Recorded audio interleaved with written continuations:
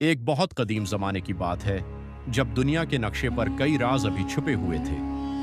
Iran के बुलंद पहाड़ों, सुनहरी रेगिस्तानों और गहरे जंगलों के दरमियान एक अजीम सल्तनत आबाद थी।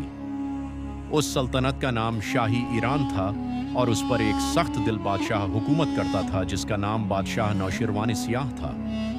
बादशाह ताकतूर था, लेकिन उसके दिल में रहम बहुत कम था।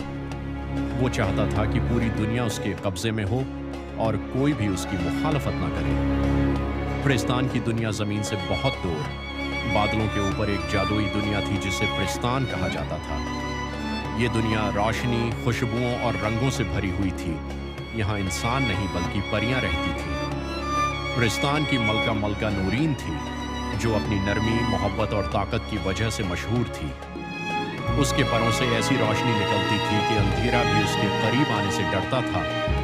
प्रिस्तान का कानून ये था कि वो कभी भी इंसानों की दुनिया में मुदाखलत नहीं करते थे, मगर अगर जुल्म हद से बढ़ जाए तो वो खामोश भी नहीं रहते थे। साजिश का आगाज ईरान के दरबार में एक खतरनाक जादूगर वजीर था, जिसका नाम मगरूर जादूगर जुर्गान था। वो बादशाह के दिल में लालच भरा था।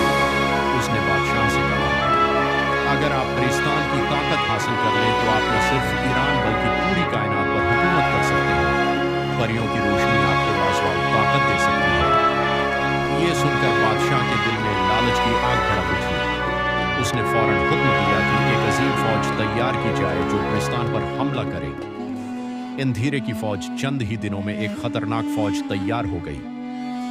उस फौज में आम सिपाहियों के साथ साथ जादुई मखलूकात भी शामिल थीं, जो अंधेरे की ताकत से बनी थी। ये फौज आहिस्ता आहिस्ता पहाड़ों और बादलों के पार सफर करते हुए प्रिस्तान की तरफ बढ़ने लगी।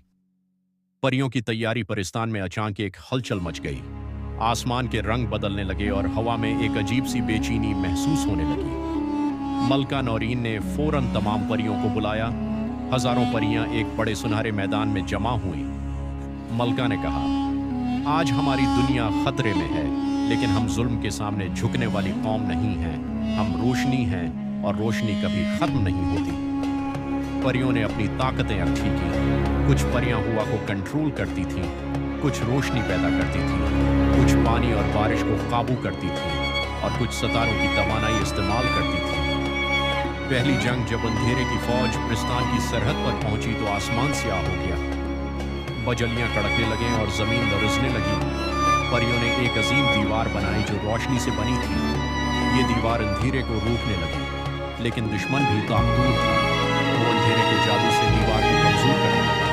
ये जंग कई दिन और रातों तक चलती रही। न कोई मुकम्मल जीत रहा था, न हार। इंसान लड़के की आमदासी दौरान ईरान के एक छोटे से गांव में एक आम लड़का रहता था, जिसका नाम आरमान था। वो बहादुर, सच बोलने वाला और इंसाफ पसंद था। एक रात उसे ख्वाब आया जिसमें एक रोशन हुई उससे मदद मिली। उस ख्वाब के बाद उसके दिल में एक अजीब सी ताकत जाग उठी। वो बगैर किसी को बताए जंगलों और पहाड़ों से होता हुआ प्रिस्तान की तरफ निकल पड़ा। राज का इंकशाफ जब आलम पुलिस में पहुंचा तो नौरीन ने उसे पहचान लिया कि ये कोई आम इंसान नहीं। परियों के एक बुजुर्ग ने बताया, ये वो इंसान है जिसके दिल में सच्चाई है। सच्चाई ही वो ताकत है जो अंधेरे को शिकस्त दे सकती है। आखिरी मार्का जरगाम जादूगर ने एक बहुत बड़ा अंधेरे का तूफान छोड़ा जो पूरे प्रिस्तान को खत्म कर सकता था, लेकिन आरमान ने मलका नूरीन के साथ मिलकर नूरी आजम को बीदार किया। ये एक ऐसी रोशनी थी जो हर झूठ और अंधेरे को खत्म कर देती थी। जैसे ही नूरी आजम फैला, अंधेरे की फौज कमजोर होने लगी। जादू टूटने लगा, जालिम ताकत बिखरने लगी। बादशाह नौशिरवान को अपनी गलती का एहसास हुआ, मगर बहुत देर हो चुकी थी। अख्तिताम जंग खत्म हो गई। प्रिस्तान महफूज रहा और ईरान के लोगों